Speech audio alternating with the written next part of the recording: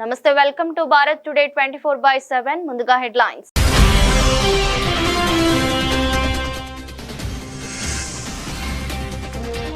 మోదీని కలిసిన శ్రీలంక మాజీ క్రికెటర్లు. జయసూర్య విజ్ఞప్తికి స్పందించిన ప్రధాని.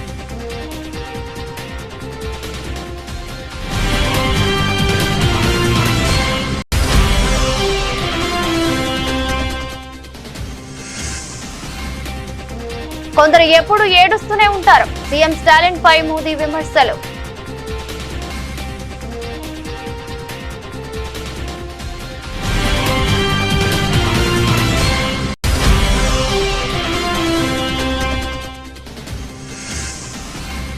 తెలంగాణలో కొత్తగా ఎన్నికైన ఎమ్మెల్సీల ప్రమాణ స్వీకారం. వారితో ప్రమాణ స్వీకారం చేయించిన శాసన మండలి చైర్మన్ గుత్తా సుఖేందర్ రెడ్డి.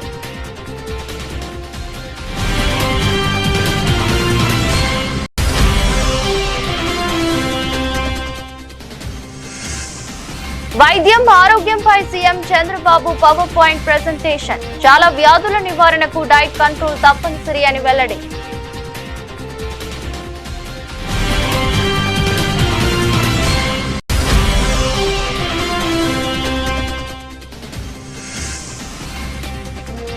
తెలంగాణలో స్థల సేకరణలో చొరవ తీసుకోండి. సీఎం రేవంత్ రెడ్డికి కిషన్ రెడ్డి లేఖ.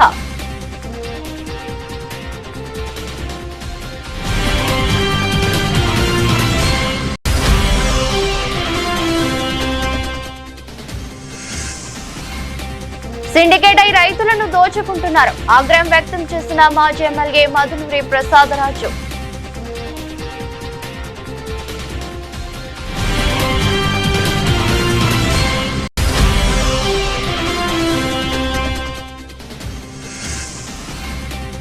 బీఆర్ఎస్ నేత మన్నే క్రిషాంక్ కు గచ్చిబౌలి పోలీసుల సమన్లు. ఈ నెల 9, 10వ తేదీలో గచ్చిబౌలి పోలీస్ స్టేషన్ కు రావాలని నోటీసులు.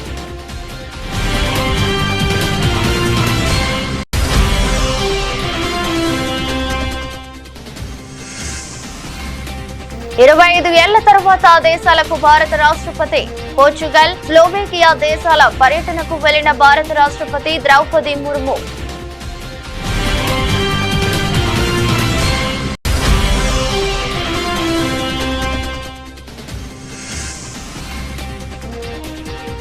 పోలీస్ స్టేషన్లోనే నిందితుడిపై రుబాబు. టీడీపీ మహిళా నేతపై కేసు నమోదు.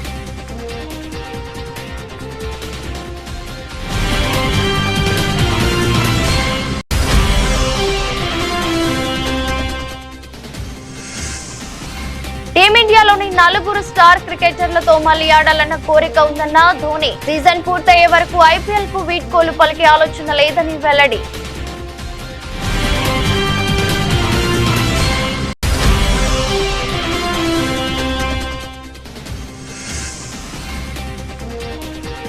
స్టాక్ మార్కెట్లకు బ్లాక్ మండే. 10 సెకండ్లలో 19 లక్షల కోట్ల సంపద ఆవిరి.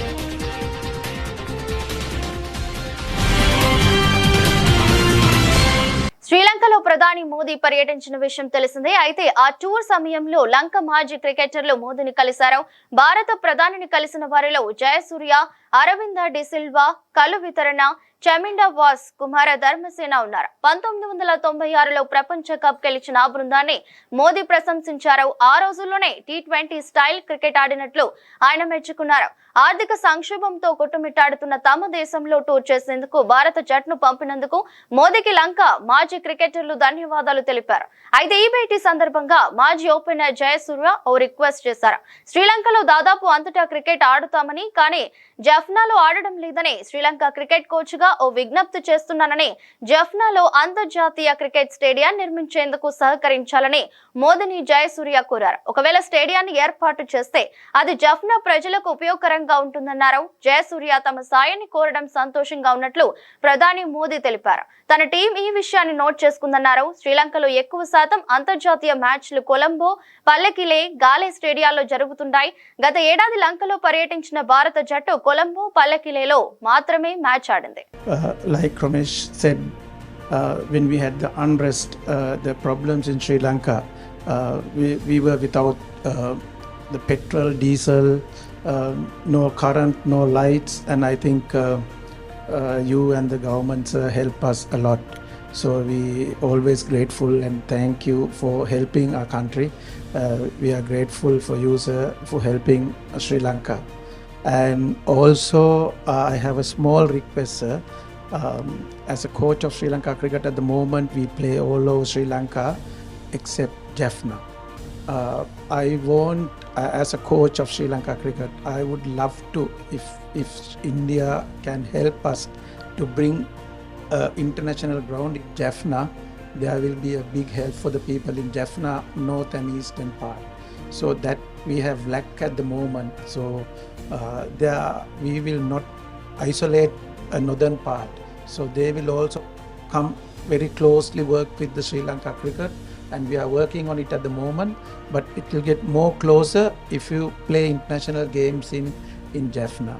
So I have a small request, if can help to bring something. मुझे जयसूर्या के मुंह से ये सारी बातें सुन करके बहुत अच्छा लग रहा है, क्योंकि ये बात सही है। जहाँ तक भारत का हमेशा ये रहता है कि नेबरहुड फर्स्ट, जितना जल्दी हम पड़ोसी देशों की किसी भी संकट में मदद कर सकते हैं। अभी आपने देखा हो म्यांमार में भूकंप आया तो हम फर्स्ट रिस्पोंडेंट थे, क्योंकि हम मानते हैं कि हमारे पड़ोस के मित्र देशों के लिए चिंता सबसे पहले करना भारत की जिम्मेवारी भी। बड़ा देश है, और जब ये आर्थिक संकट आया और बहुत बड़ी परिस्थिति थी, तो भारत का तो एक ही मत था कि भाई हम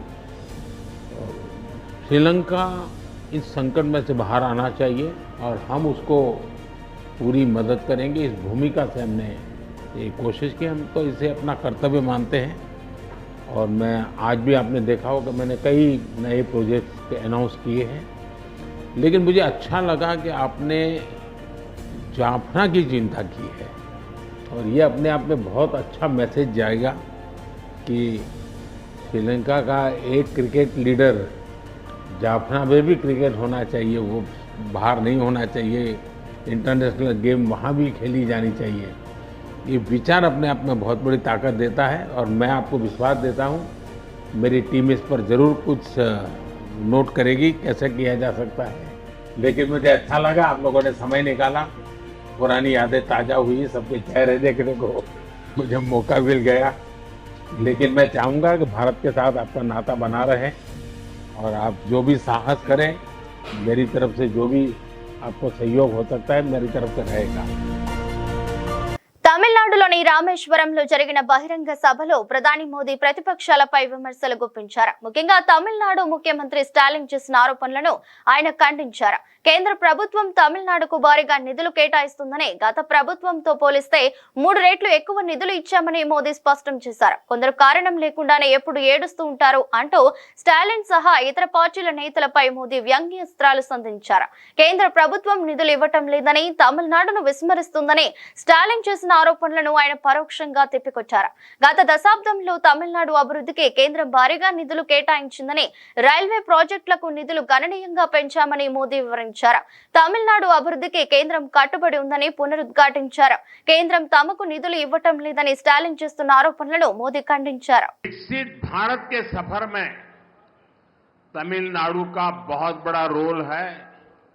मैं मानता हूं तमिलनाडु का सामर्थ्य जितना ज्यादा बढ़ेगा, भारत की ग्रोथ उतनी ही तेज होगी।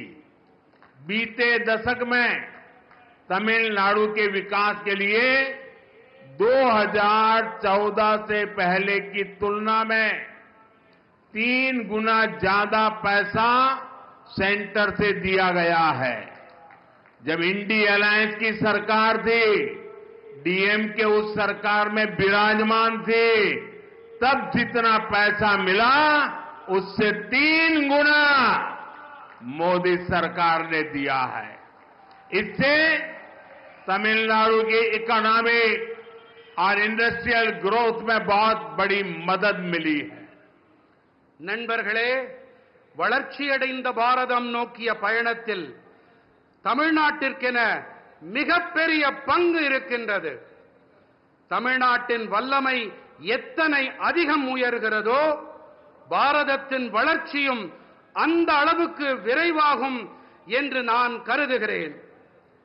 கடந்த 10 ஆண்டிலே தமிழ்நாட்டின் வளர்ச்சிக்காக 2014ஆம் ஆண்டிற்கு முந்தைய காலத்துடன் ஒப்பு நோக்கும் போது திராவிட முன்னேற்றக் கழகத்தின் ஆட்சி கூட்டணியில் இருந்தபோது இருந்ததை விட 3 மடங்கு அதிக நிதியை மத்திய அரசு అளித்திருக்கிறது. తెలంగాణ రాష్ట్ర శాసన మండలి వేదికగా నూతనంగా ఎన్నికైన ఎమ్మెల్సీలు సోమవారం ప్రమాణ స్వీకారం చేశారు. పట్టభద్రులు, టీచర్, ఎమ్మెల్యే కోట ఎమ్మెల్సీ ఎన్నికల్లో పలువురు సభ్యులు ఎమ్మెల్సీలుగా ఎన్నికైన విషయం తెలిసిందే. కొత్తగా 8 మంది ఎమ్మెల్సీలు ఎన్నికయ్యారు. శాసన మండలి చైర్మన్ గుత్తా సుఖేందర్ రెడ్డి వారితో ప్రమాణ స్వీకారం చేయించారు.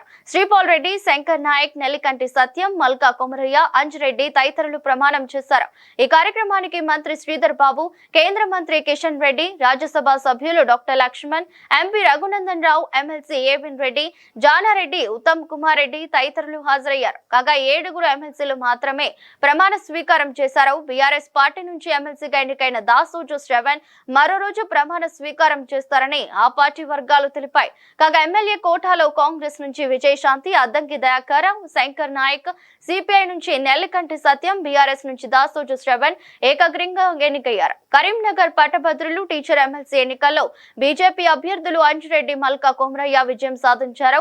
అలాగే ఖమ్మం టీచర్ ఎమ్మెల్సీ స్థానం నుంచి పీఆర్టీయూ అభ్యర్థి శ్రీపాల్ రెడ్డి గెలిచారు.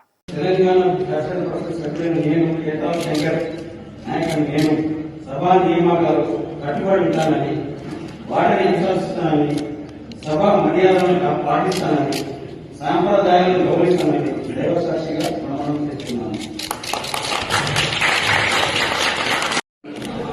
తెలంగాణ శాసన పరిషత్ సభ్యులైన అత్యంత దయాకరని నేను సభా నిర్ణయాలకు కట్టుబడి ఉంటానని, వాటిని అనుసరిస్తానని, సభా మర్యాదలను పాటిస్తానని, సంప్రదాయాలను గౌరవిస్తానని దైవసాక్షిగా ప్రమాణం చేస్తున్నాను.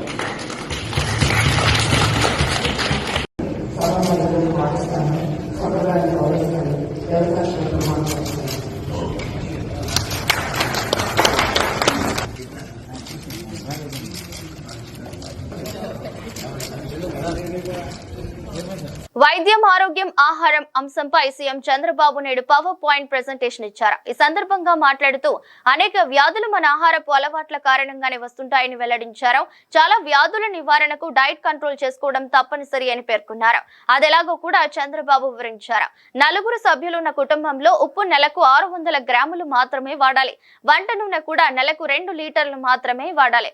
చక్కెర కూడా నెలకు 3 కిలోలు వాడితే సరిపోతుంది. సమతుల్యమైన డైట్ తీసుకోవడం ద్వారా ఆరోగ్యంగా ఉండొచ్చని అధ్యయనాలు చెబుతున్నాయి. ముఖ్యంగా ఉప్పు వంటి నూనె, చక్కెర తగ్గిస్తే ఆరోగ్య సమస్యలు దరిచేరవు. ప్రతిరోజు అరగంట పాటు వ్యాయామం చేయాలని రాష్ట్ర ప్రజలను కోరుతున్నా, వీలైతే ప్రాణాయామం చేయాలని పిలుపునిస్తున్నా. ఇటీవల రూపొందించిన న్యూట్రిఫుల్ యాప్ కు స్కోచ్ అవార్డు లభించింది. ఈ యాప్ ను 4 లక్షల మంది డౌన్లోడ్ చేసుకున్నారని వివరించారు. ఇక్కడ ఇవి చూసిన తర్వాత మా వాళ్ళు టాప్ 10 డిసీజెస్ కంట్రోల్ చేయడానికి ప్రపంచం అంతా ఎలాంటి ఎక్స్పెరిమెంట్ చేశారు అనే దానికి ఒక చేశారు. అందులో మీరు చూస్తే WHO కూడా ఒక అసెస్మెంట్ ఇచ్చారు. ఆ అసెస్మెంట్ ఏంటంటే as on today 4 member family, ఈ 4 మెంబర్ ఫ్యామిలీ సాల్ట్ 5 గ్రాములు పర్ డే, మంత్లీ 30 రోజులు కాబట్టి వాళ్ళ వద్దరికి 600 గ్రాములు సాల్ట్ వాడితే ఆ ఫ్యామిలీ ఐడిల్. అదే సమయంలో ఆయిల్ 15 ml పర్ డే చొప్పున 1800 ml అంటే 2 లీటర్లు అప్రాక్సిమేట్ గా వాడితే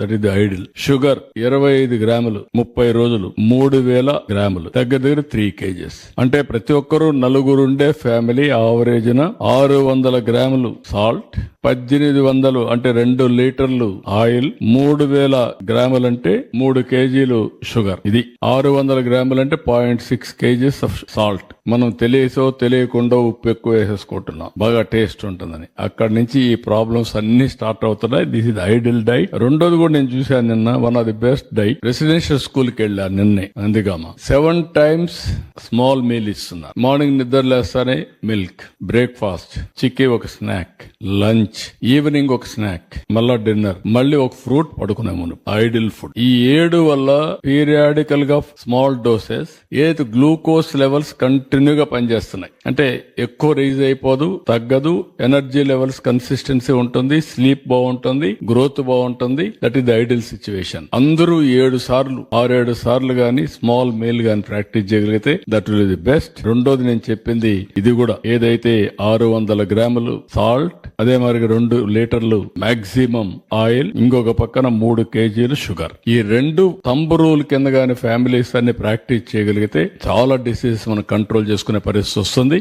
కేంద్ర ప్రభుత్వం తెలంగాణలో నిర్మిస్తున్న జాతీయ రహదారులకు అవసరమైన భూసేకరణ ప్రక్రియను రాష్ట్ర ప్రభుత్వం వెంటనే పూర్తి చేయాలని కేంద్ర బొగ్గు గనుల శాఖ మంత్రి బీజేపీ రాష్ట్ర అధ్యక్షుడు కిషన్ రెడ్డి కోరారు. భూసేకరణ ప్రక్రియపై వ్యక్తిగతంగా చొరవ చూపాలని సీఎం రేవంత్ రెడ్డికి ఆదివారం లేఖ రాశారు. రాష్ట్రంలో 2500 కిలోమీటర్ల పొడవైన జాతీయ రహదారుల ప్రాజెక్టులు వివిధ దశల్లో ఉన్నాయి. అందులో రీజనల్ రింగ్ రోడ్డు కాకుండా 12,613 కోట్ల అంచనా వ్యయంతో 691 కిలోమీటర్ల పొడవు నిర్మిస్తున్న 16 జాతీయ రహదారుల ప్రాజెక్టులు వివిధ దశల్లో ఉన్నాయి. వీటి నిర్మాణానికి 1,550 హెక్టార్ల భూమి అవసరం ఉంది.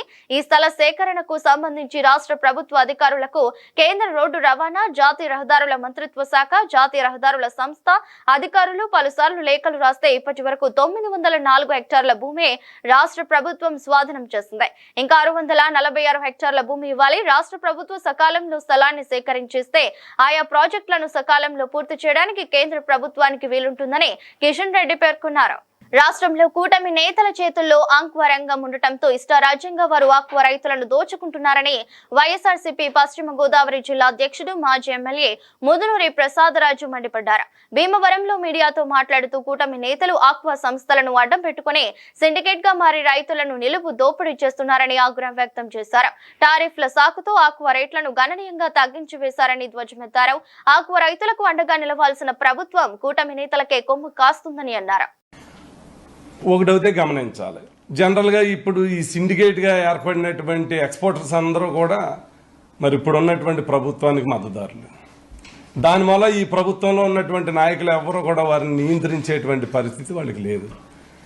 ఇవాళ ఎక్స్పోర్ట్, అమెరికా ఎక్స్పోర్ట్ పేరుతోటి 50 రూపాయలు 40 రూపాయలు తగ్గించున్నారు.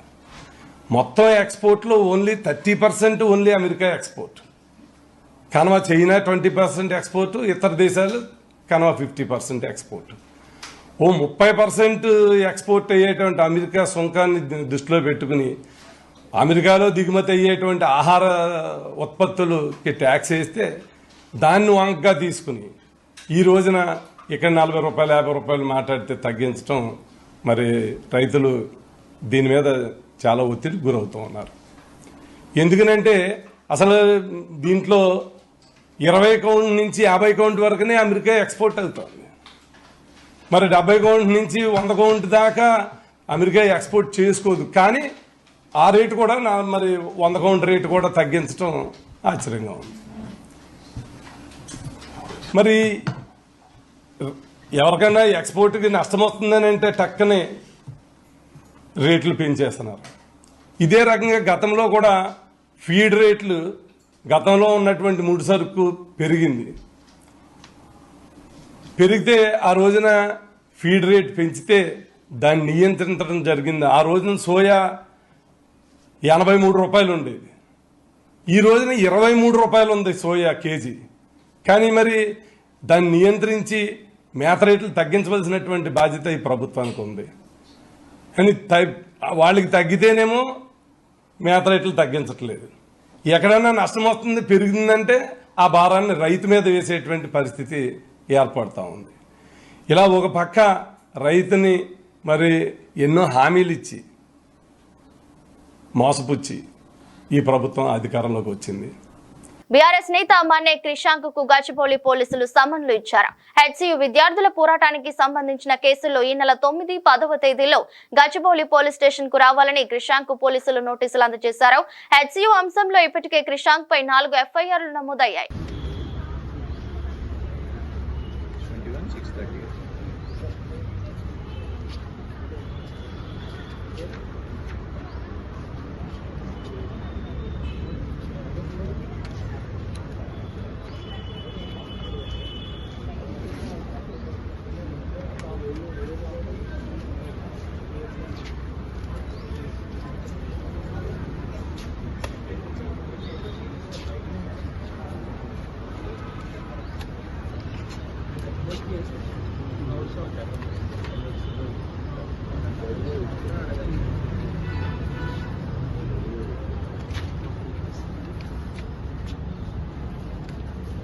ये मिला पैड मिला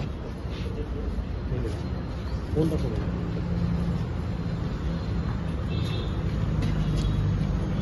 వైసీపీ ఎంపీ మిథున్ రెడ్డికి సుప్రీంకోర్టులో భారీ ఊరట లభించింది. ఏపీ లిక్కర్ స్కామ్ వ్యవహారంలో మిథున్ రెడ్డిని అరెస్ట్ చేయవద్దని ఏపీ సిఐడిని ధర్మాసనం ఆదేశించింది. తాము తదుపరి ఉత్తర్వులు ఇచ్చేంత వరకు ఆయనపై చర్యలు తీసుకోవద్దని ఆదేశాలు జారీ చేసింది. వైసీపీ ప్రభుత్వ హయాంలో మద్యం అమ్మకాలలో అక్రమాలు జరిగాయంటూ సిఐడి కేసులు నమోదు చేసింది. ఈ కేసులో పలువురిని నిందితులుగా చేర్చింది. ఈ కేసులో ఆరోపణలు ఎదుర్కొంటున్న మిథున్ రెడ్డిని మాత్రం ఇంకా నిందితుడిగా చేర్చలేదు. అయితే తనను అరెస్ట్ చేసే అవకాశం ఉందనే భావనలో ఉన్న మిథున్ రెడ్డి ఏపీ హైకోర్టులో ముందస్తు బెయిల్ కోసం దరఖాస్తు చేశారు. అయితే ఎఫ్ఐఆర్ లో పేరు లేకుండానే బెయిల్ ఎలా ఇవ్వగలమని హైకోర్టు తెలిపింది. మిథున్ రెడ్డి బెయిల్ పిటిషన్ ను తిరస్కరించింది. దీంతో మిథున్ రెడ్డి సుప్రీంకోర్టును ఆశ్రయించారు. ఆయన పిటిషన్ ను ఈ రోజు విచారించిన సుప్రీంకోర్టు తాము ఉత్తర్వులు ఇచ్చేంత వరకు ఆయనను అరెస్ట్ చేయవద్దని సిఐడిని ఆదేశించింది. భారత రాష్ట్రపతి ద్రౌపది ముర్ము పోర్చుగల్, స్లోవేకియా దేశాల పర్యటనకు వెళ్లారు. ఈ విషయాన్ని విదేశీ వ్యవహారాల శాఖ అధికార ప్రతినిధి రణదీప్ జైస్వాల్ ఆదివారం ఎక్స్ వేదికగా తెలిపారు.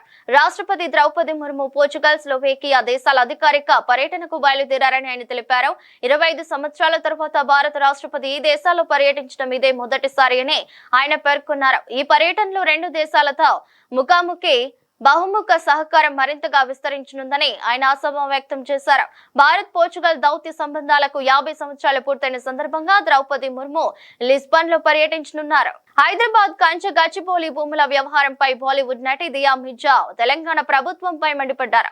తాను కంచె గచ్చిబౌలి పరిస్థితులను తెలియజేసే నకిలీ ఫోటోలు, వీడియోలను ఉపయోగించానని సీఎం రేవంత్ రెడ్డి చెప్పడం పూర్తి తప్పుడు ప్రకటనగా ఆమె పేర్కొన్నారు. తాను పోస్ట్ చేసినవి ఒరిజినల్ వీడియోలని ఎక్స్ వేదికగా దియా మిర్జా స్పష్టం చేశారు.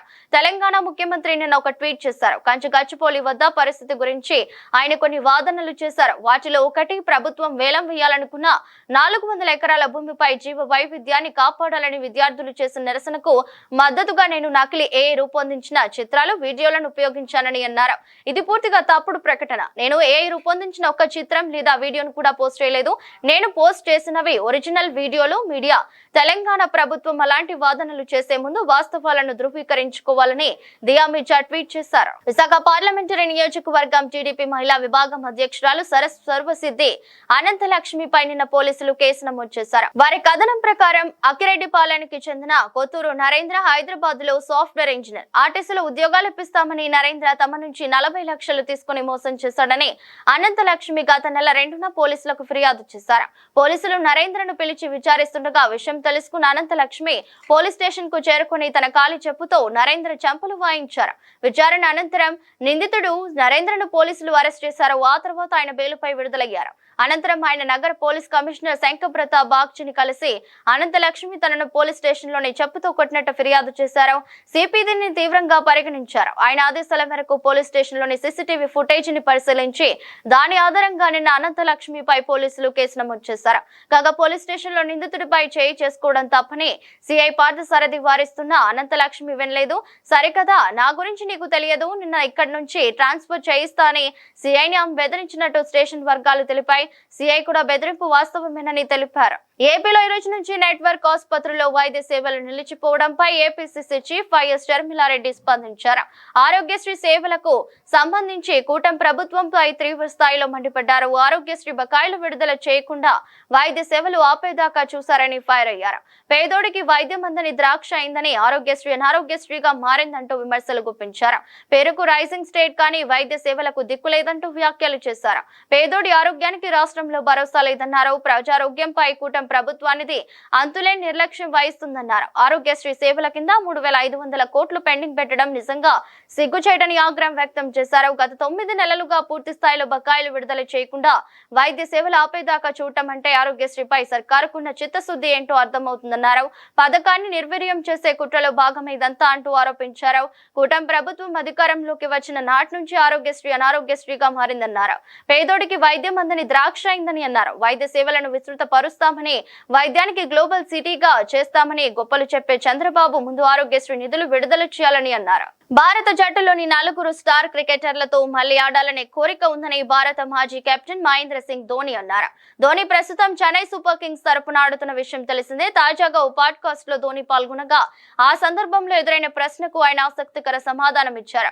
మళ్లీ అవకాశం వస్తే గతంలో టీమిండియాలో అదరకొట్టిన వీరేంద్ర సెహ్వాగ్, సచిన్ టెండూల్కర్, సౌరభ్ గంగూలీ, యువరాజ్ సింగ్ లతో కలిసి ఆడాలని కోరుకున్నానని అన్నారు. ఈ సందర్భంగా పలు విషయాలను ఆయన పంచుకున్నారు. 2007 టీ20 వరల్డ్ కప్ సమయంలో ఇంగ్లాండ్ తో జరిగిన మ్యాచ్ ను ధోని గుర్తు చేసుకున్నారు. నాడు యువరాజ్ సింగ్ బాదిన సిక్సర్లను గుర్తు చేస్తూ అందరూ ఆటగాళ్లు తమ జీవితాల్లో మ్యాచ్ విన్నర్లేనని వ్యాఖ్యానించారు. అలానే తన రిటైర్మెంట్ వార్తలను ధోని ఖండించారు. సీజన్ పూర్తయ్యే వరకు ఐపీఎల్ కు వీడ్కోలు పలికే ఆలోచన లేదని పేర్కొన్నారు. భారత స్టాక్ మార్కెట్ లో సోమవారం భారీగా పతనమయ్యాయి. రికార్డు స్థాయిలో సెన్సెక్స్ 3000 పాయింట్ల పతనం కాగా నిఫ్టీ 1000 పాయింట్లకు పైగా పతనమైంది. అమెరికా అధ్యక్షుడు డొనాల్డ్ ట్రంప్ ప్రతీకార సుంకాలతో పాటు అమెరికా స్టాక్ మార్కెట్లు రికార్డు స్థాయిలో పతనమయ్యాయి. మరోవైపు ఆసియా మార్కెట్లు సైతం భారీ నష్టాల్లో కొనసాగుతున్నాయి. హాంకాంగ్, చైనా మార్కెట్లు దాదాపు 10% పతనమయ్యాయి. ఈ భయాలు దేశీయ మార్కెట్లపై తీవ్ర ప్రభావం చూపాయి. ఈ క్రమంలోనే సోమవారం ప్రారంభంలోనే సెన్సెక్స్ 3000 పాయింట్లకు పైగా పతనమైంది. నిఫ్టీ 1000 పాయింట్లకు పైగా తగ్గింది. ప్రస్తుతం సెన్సెక్స్ 25,533 పాయింట్లు తగ్గి 72,824.03 వద్ద కొనసాగుతుంది. నిఫ్టీ 817.5 పాయింట్లు తగ్గి 22,806.95 వద్ద సాగుతుంది. ఇక డాలర్ మారకంతో పోలిస్తే రూపాయి విలువ 30 పైసలు తగ్గి 85.74కి చేరింది. ఏప్రిల్ 4న బీఎస్సీలో జాబితా అయిన అన్ని షేర్ల మొత్తం మార్కెట్ క్యాప్ 4,3,34,886.46 కోట్లుండగా నేడు మార్కెట్లు ప్రారంభమైన కొద్దిసేపటికి 3,83,95,173.56 కోట్లకు తగ్గింది. ప్రారంభంలోనే పెట్టుబడిదారుల మూలధనం 19,39,712.9 కోట్ల సంపద ఆవిరైంది. ఏప్రిల్ 3న బీఎస్సీలో లిస్ట్ అయిన కంపెనీల మార్కెట్ క్యాప్ 4,13,33,265.92 కోట్లుగా ఉంది. సెన్సెక్స్ లో భారతీయ ఎయిర్టెల్ మాత్రమే గ్రీన్ జోన్ లో ఉంది. కానీ కేవలం 1% కంటే తక్కువగానే పెరిగింది. మరోవైపు ఇన్ఫోసిస్, టాటా మోటార్స్ భారీ నష్టాలను చవిచూశాయి. వార్తలు ముగించే ముందు మరోసారి హెడ్లైన్స్.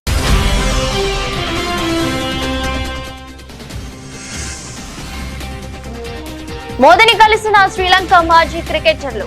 జయసూర్య విజ్ఞప్తికి స్పందించిన ప్రధాని.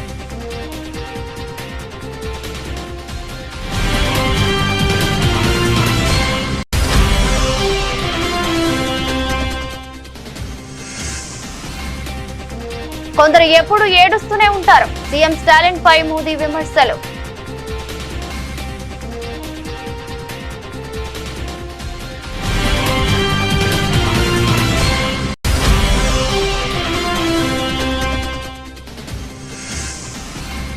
తెలంగాణలో కొత్తగా ఎన్నికైన ఎమ్మెల్సీల ప్రమాణ స్వీకారం. వారితో ప్రమాణ స్వీకారం చేయించిన శాసన మండలి చైర్మన్ గుత్తా సుఖేందర్ రెడ్డి.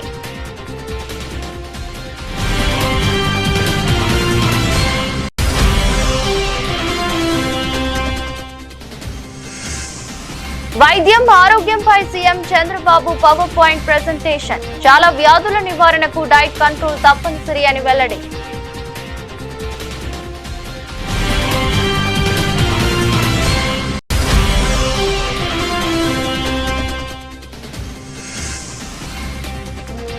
తెలంగాణలో స్థల సేకరణలో చొరవ తీసుకోండి. సీఎం రేవంత్ రెడ్డికి కిషన్ రెడ్డి లేఖ.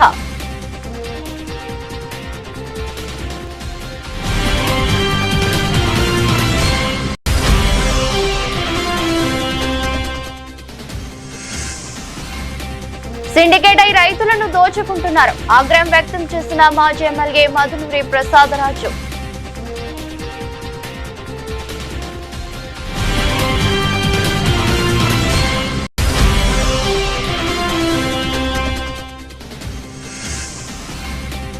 బీఆర్ఎస్ నేత మన్నే క్రిషాంక్ కు గచ్చిబౌలి పోలీసుల సమన్లు. ఈ నెల 9, 10వ తేదీలో గచ్చిబౌలి పోలీస్ స్టేషన్ కు రావాలని నోటీసులు.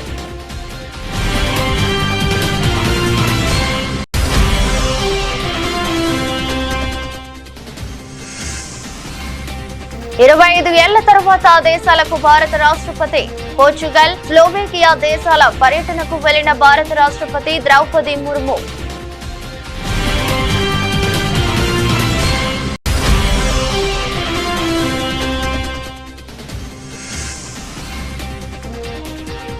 పోలీస్ స్టేషన్లోనే నిందితుడిపై రుబాబు, టీడీపీ మహిళా నేతపై కేసు నమోదు.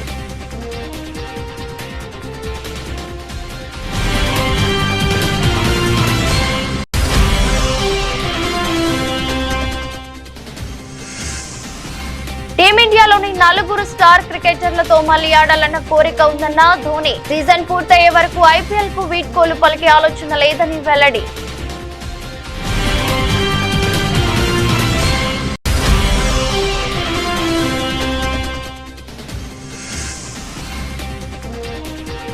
స్టాక్ మార్కెట్లకు బ్లాక్ మండే, 10 సెకండ్లలో 19 లక్షల కోట్ల సంపద ఆవిరి.